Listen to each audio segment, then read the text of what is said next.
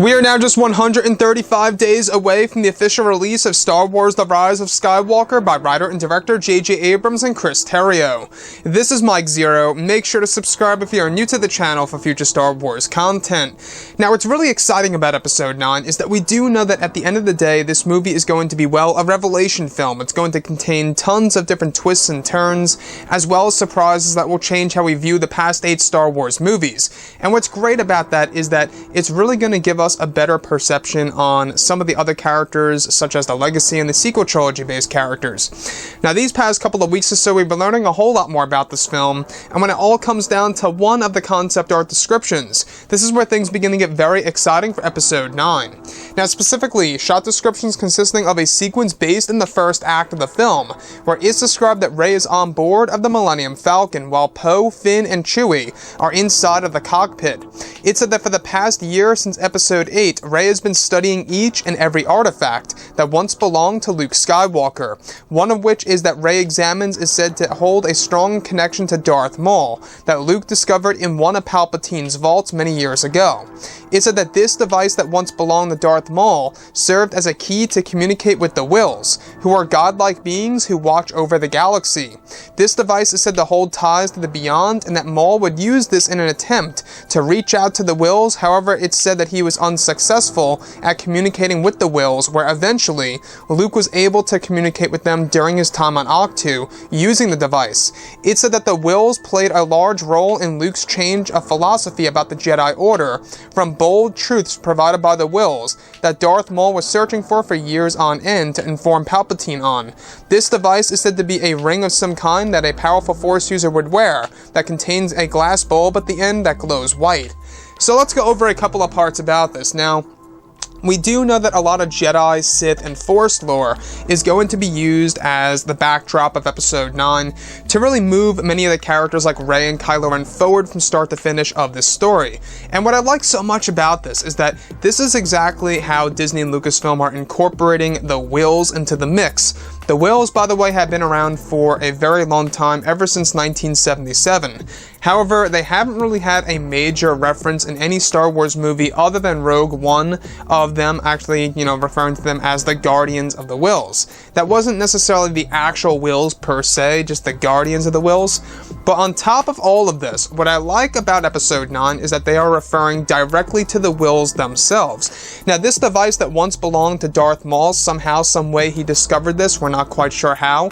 He attempted to communicate with the Wills on multiple occasions, most likely to learn new truths about the dark and or the light side of the Force that he was going to give over to Palpatine. Now, this device, it said that Darth Maul was unsuccessful at communicating with the Wills, and that eventually he handed it down to Palpatine, and Palpatine hid it away in his actual vault somewhere in the galaxy, where Luke eventually discovered it some years before the sequel trilogy era. Now, what I like about this is that Luke eventually was able to communicate with the Wills using this device that is said to be a ring-like device with a white bulb at the end that glows in a white hue, where at the very point in time in which Luke was on Ahch-To, he was able to communicate with the Wills, and they offered bold truths about the actual Jedi Order. And this changed Luke's philosophy of the whole entire concept of the Jedi. So that's the thing here. We can see how J.J. Abrams is trying to change certain elements of Luke's attitude in The Last Jedi by using the Wills in Episode 9. And what I like so much about this is that, well, it makes a bit more sense now. We do know that one of the books in the tree library are actually the Journal of the Wills. And on top of all of this, at one point in time, Luke was also able to communicate with the Wills. I believe that this honestly does tie directly into one of the pieces of dialogue by Luke for The Last Jedi from the teaser trailer that never made it to the final cut, where he says to Rey, "It's so much bigger." What was so much bigger? Now it seems to make sense, and that is, of course, the Wills themselves.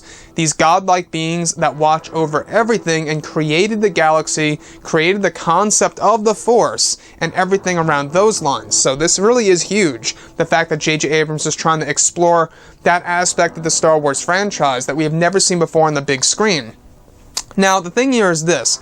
This is a risk, of course, by exploring the Wills in greater depth, because not a lot of fans exactly know what they are or what they are capable of.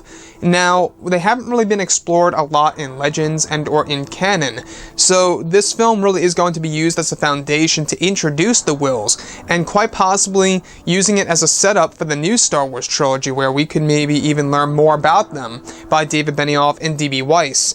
And the last thing I want to touch on here is that this movie really seems like it's starting to take shape. It's going to have a lot of Force lore just like this. It's going to have a lot of connections between different characters. Since it is the end of the Skywalker saga, JJ, George Lucas, and Chris Terrio, they're all really trying to go all out with this movie. Anyways, guys, drop a comment below. Let me know what you think about all of this in the comments. And if you guys did enjoy the content for today, do make sure to drop a thumbs up on this video to support the channel. I thank you all so very much for the kind support, and I'll catch you guys next time.